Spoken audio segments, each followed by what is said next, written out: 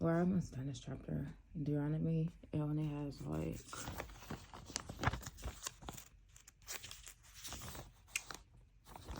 33,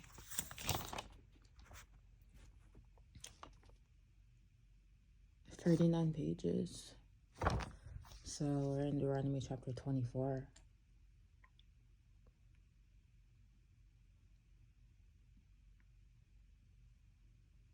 I think.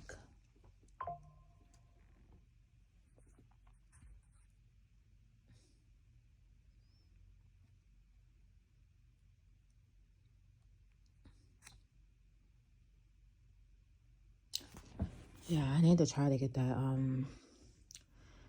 individual's license plate and then report it to the police and say, yeah, this person keeps following me, trying to harass me, talking to me when I don't want to be bothered with this person, and he won't leave me alone. Like, that's just what's happening. Like, just walking down the street, minding my own business. Like always, minding my own business. But people want to interfere, watch you like you're freaking doing something bad to them.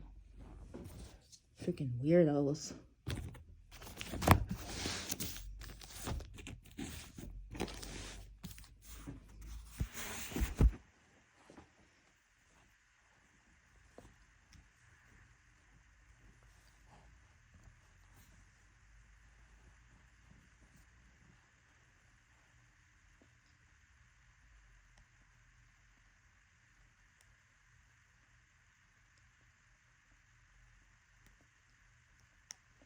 And most of them be freaking sex offenders, like harassers, and a freaking perverted mindset.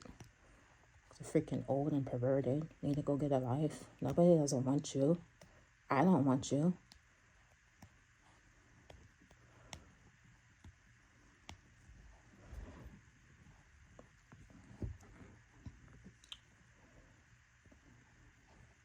Deuteronomy chapter 24.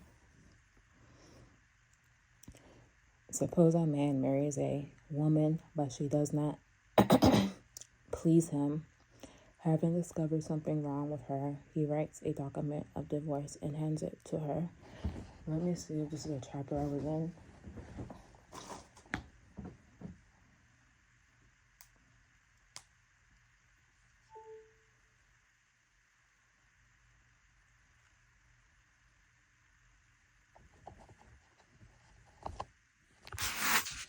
So it says, yeah, 24.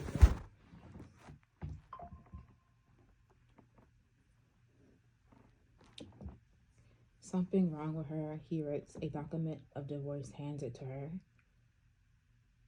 and sends her away from his house. When she leaves his house, she is free to marry another man. But if the second husband also turns against her, writes a document of divorce, hands it to her, and sends her away, or if he dies, the first husband may not marry her again, for she has been defiled. That would be detestable to the Lord. You must not bring guilt upon the land the Lord your God is giving you as a special possession. A newly married man must not be drafted into the army or be given any other official responsibilities. He must be free to spend 1 year at home, bringing happiness to the wife he has married. It is wrong to take a set of millstones, or even just the upper millstone, as security for a loan, for the owner uses it to make a living. If anyone kidnaps a fellow Israelite and treats him as a slave or sells him, the kidnapper must die. In this way, you will purge the evil from among you. In all cases of violence or skin diseases, be careful to follow the instructions of the Levite priests. Obey all the commands I have given them. Remember what the Lord your God did to Miriam as you were coming from Egypt. If you lend anything to your neighbor, do not enter his house to pick up the item he is giving as security. You must wait outside while he goes in and brings it out to you. If your neighbor is poor and gives you his cloak as security for a loan, Do not keep the cloak overnight. Return the cloak to its owner by sunset, so he can stay warm through the night and bless you, and the Lord your God will count you as righteous. Never take advantage of poor and destitute laborers, whether, I don't think he likes, maybe he does. Hold on for a second. Laborers, whether they are fellow Israelites or foreigners living in your towns, you must pay them their wages each day, sunset, because they are poor and are counting on it. If you don't, they might cry out to the Lord against you, and it will be continued against you, counted against you as a sin. Parents must not be put to death for the sins of their children, nor children for the sins of their parents. Those deserving to die must be put to death for their own crimes. True justice must be given to foreigners living among you and to orphans, and you must never accept widows' garments as security for debt. Always remember that you slaves in Egypt, and that the Lord your God redeemed you from your slavery. That is why I have given you this command. When you are harvesting your crops and forget to bring any bundle of grain from your field, don't go back to get it. Leave it for the foreigners, orphans, and widows. Then the Lord your God will bless you in all you do. When you beat the olives from the olive trees, don't go over the bowls twice and leave the remaining olives for the foreigners, orphans, and widows. And when you gather the grapes in your vineyard, don't glean the vines after they are picked. Leave the remaining grapes for the foreigners, orphans, and widows. And remember that you were slaves in the land of Egypt. That is why I'm giving you this commandment.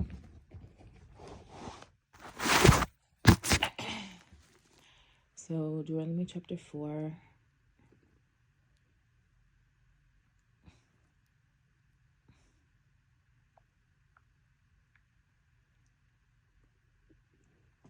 I'm supposed to be getting that new Bible in the mail. I'm just probably going to take a while because it's like bad weather, like up where I used to be from, by Massachusetts and Pennsylvania and all that. It's probably like snowing a lot there.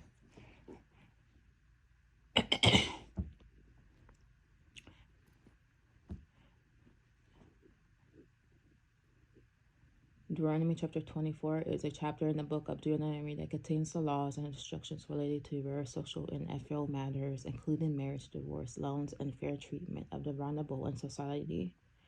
In Deuteronomy chapter 24, Moses continues to provide instructions to the Israelites regarding their conduct and relationships. He addresses the topics such as divorce, the treatment of debtors, the protection of the vulnerable, and the guidelines for fair business practices. Deuteronomy chapter 24 teaches us several significant lessons. Marriage and divorce. Moses addresses the issue of divorce, highlighting the seriousness of the marriage covenant. He phrases that divorce should not be taken lightly and should only be allowed in cases of marriage unfaithfulness. This teaches us the importance of honoring our commitments, valuing the sanctity of marriage, and seeking reconciliation rather than resorting to divorce. Fair treatment of debtors. Moses provides guidelines for lending and borrowing and phrasing the importance of fair treatment, and he instructs the Israelites not to take a debtor's arsenal items as comfortable, showing compassion and understanding towards those in financial need. This teaches us the value of attending grace, compassion, and fairness when dealing with others in financial matters. Protection of the vulnerable. Moses emphasizes the importance of protecting the vulnerable in society, such as widows, orphans, and foreigners. He instructs the Israelites to leave part of their harvest for these individuals, ensuring their well-being and dignity. This teaches us the significance of caring for those who are marginalized, attending love, support, and provisions to those in need. Deuteronomy chapter 24 may not directly apply to our lives today, but commitment to marriage, the value of sanctity of marriage, and prioritized commitment and faithfulness in our relationships. Instead of seeking divorce as a quick solution to marital difficulties, invest in reconciliation, forgiveness, and growth within the marriage.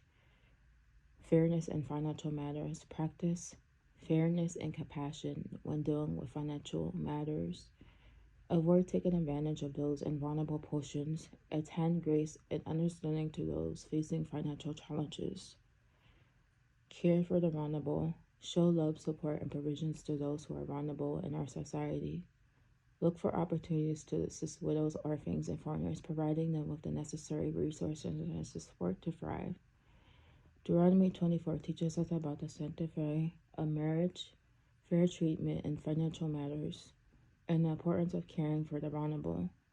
May we prioritize commitment in our relationships, practice fairness in financial dealings, and attend love and support to those in need, and respect people's boundaries.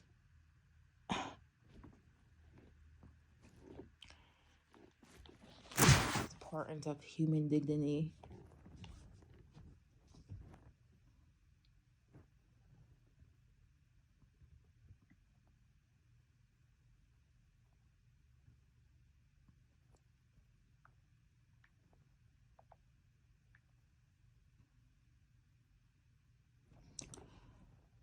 So Deuteronomy chapter 25.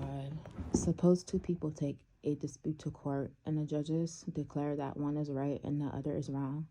If the person in the wrong is sentenced to be flogged, the judge must command him to lie down and be beaten in his presence with the number of lashes appropriate to the crime. But never give more than 40 lashes. More than 40 lashes would publicly humiliate your neighbor. You must not muzzle an ox to keep it from eating as it treads out the grain. If two brothers are living together on the same property and one of them dies without a son, his widow may not be married to anyone from outside the family. Instead, her husband's brother should marry her and have intercourse with her to fulfill the duties of a brother-in-law. The first son she bears to him will be considered the son of the dead brother, so that his name will not be forgotten in Israel. But if the man refuses to marry his brother's widows, she must go to the town gate and say to the elders assembled there, "My husband's brother refuses to perceive his brother's name in Israel. He refuses to fill the duties of a brother-in-law by marrying me." The elders of the town will then summon him and talk with him. If he still refuses and say, "I don't want to marry her," the widow must walk over to him in the presence of the elders and pull his sandal from his foot and spit in his face.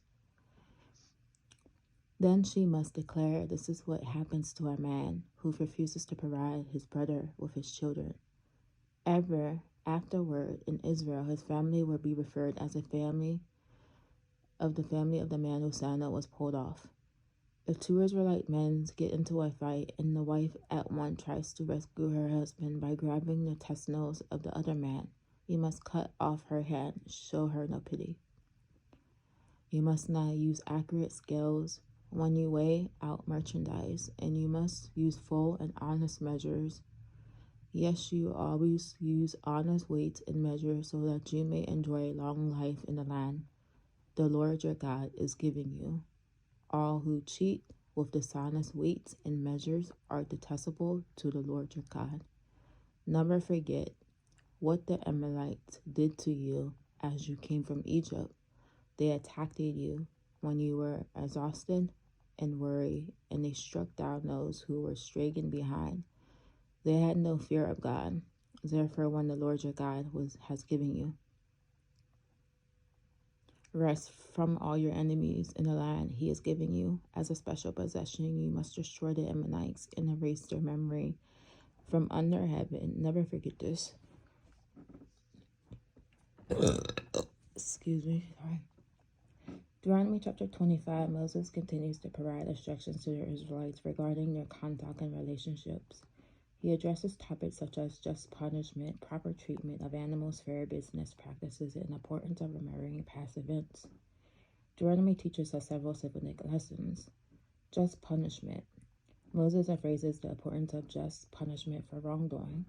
He provides guidelines for cases where disputes arise between individuals, including the use of fair and appropriate measures such as flogging, fines, or restitution. This teaches us the value of justice, ensuring that the consequences for actions are fair and proportional. Fair business practices. Moses addresses the importance of the fair business practices. He instructs the Israelites not to use dishonest or unfair measures, such as using different weights and measures. This teaches us the significance of integrity and honesty in our business dealings, treating others fairly and justly.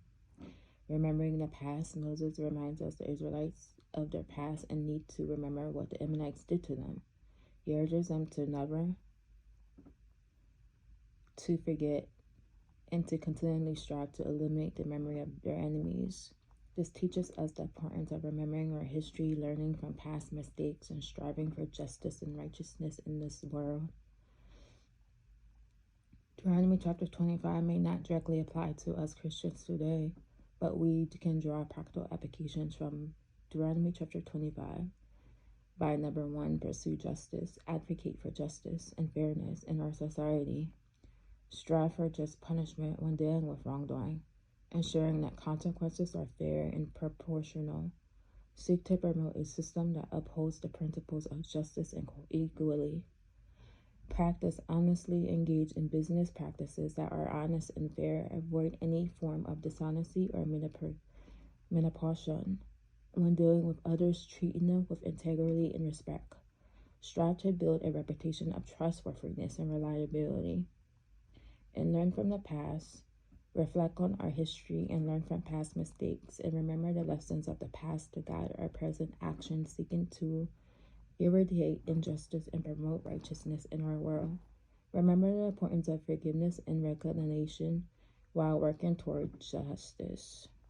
Deuteronomy chapter 5 teaches us about the importance of just punishment, fair business practices, and remembering our history. May we pursue justice, practice honestly, and learn from the past as we strive to create a world that reflects God's principles of righteousness and equality.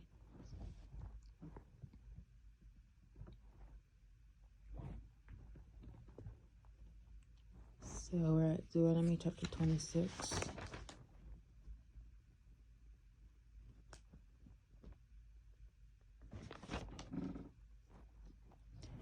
Harvest offerings and tithes. When you enter the land the Lord your God is giving you as a special possession, and you have conquered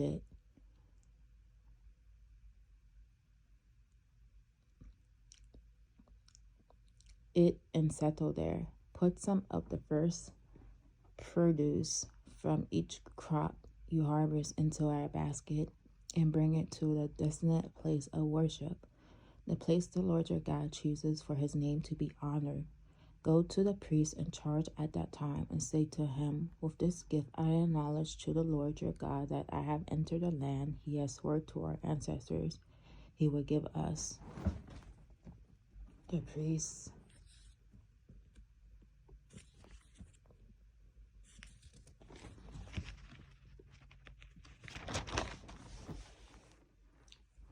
will then take the basket from your hand and set it before the altar of the Lord your God. You must then say in the presence of the Lord your God, my ancestor Jacob was a wandering Aramean who went to live as a foreigner in Egypt.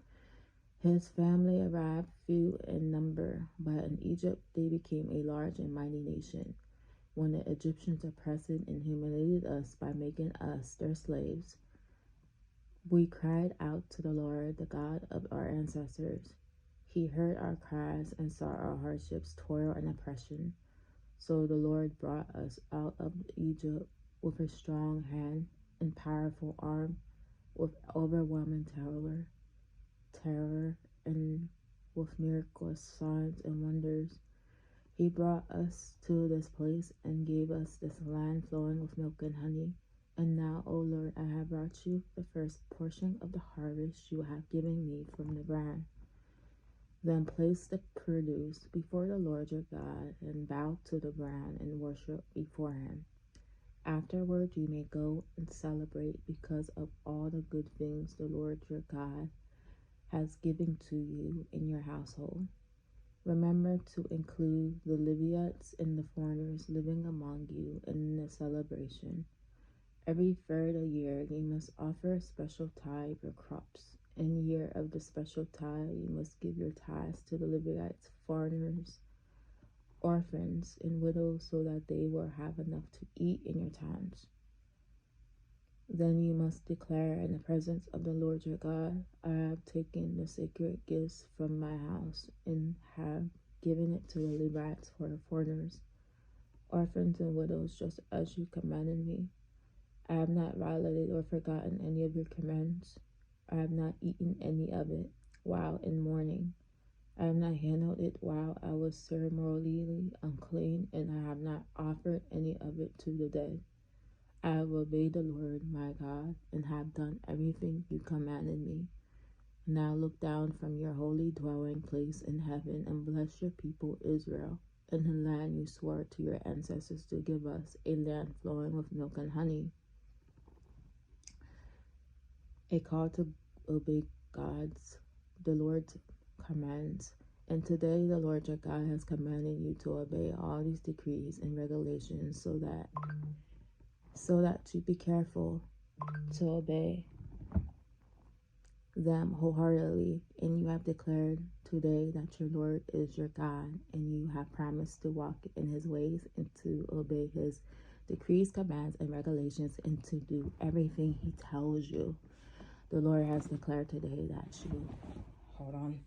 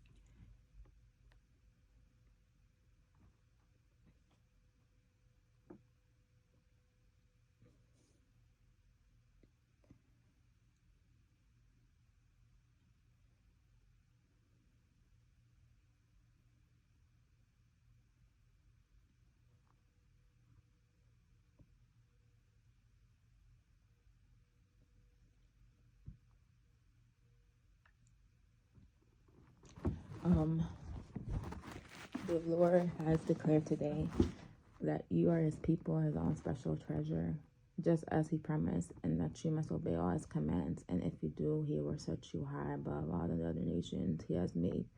Then you will receive praise, honor, and renown. You will be a nation that is holy to the Lord your God, just as he promised.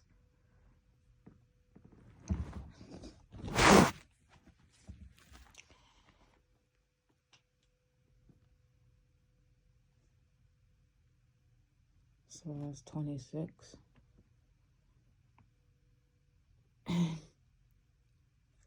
Cramps.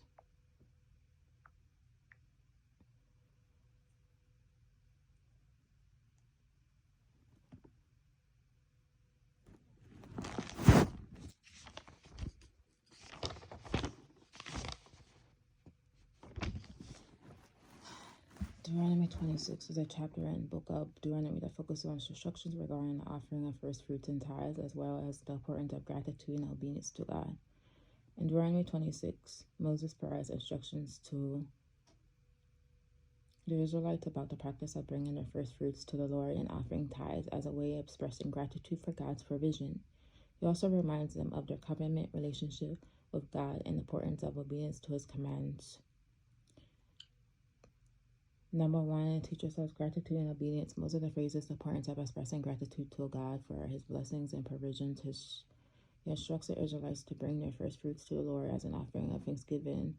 This teaches us to value and recognize and acknowledging God's goodness in our lives, offering him our first and best as an act of gratitude and obedience. Remembering God's faithfulness. Moses encourages the Israelites to remember and recount God's faithfulness throughout their history. He reminds them of their deliverance from Egypt and their possession of the promised land. This teaches us the significance of remembering God's faithfulness in our own lives, reflecting on his past acts of grace and provision and allowing these memories to strengthen our faith. Moses highlights the importance of caring for the vulnerable and marginalized in society. He instructs the Israelites to set aside tithes to provide for the Levites, the foreigners, the orphans, and the widows. This teaches us the value of compassion, generosity, attending care, and support to those in need, and recognizing our responsibility to be a blessing to others. Deuteronmy chapter 26 is not directly applied to our lives, but practical applications. Cultivate gratitude. Cultivate an attitude of gratitude by recognizing and acknowledging God's blessings and provisions in our lives. Offer our first and best to God, whether it's our time, talent, or resources, as an expression of thanksgiving and obedience. Remember God's faithfulness. Take time to remember and reflect on God's faithfulness in our lives. Recall the ways He has been gracious and provided for us in the past. Allow these memories to strengthen our faith, especially during the challenging times, knowing that God is faithful and can be trusted. Intend compassion and show compassion and generosity towards the vulnerable and marginalized in our society. Set aside a portion of our resources to support those in need, whether it's through financial contributions, volunteering, or advocating for justice and equality. Deuteronomy 26 teaches us about gratitude, remembering God's faithfulness and caring for the vulnerable. May we cultivate gratitude and remember God's faithfulness and attend compassion to all those around us, reflecting God's love and provision in our lives. I don't know what's so funny.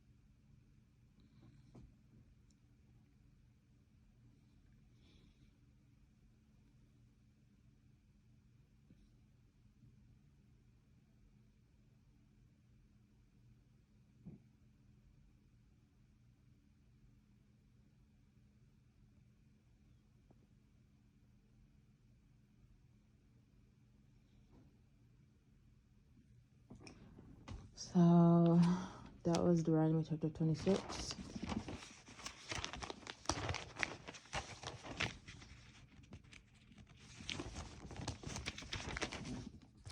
We can read the rest tomorrow because my stomach hurts.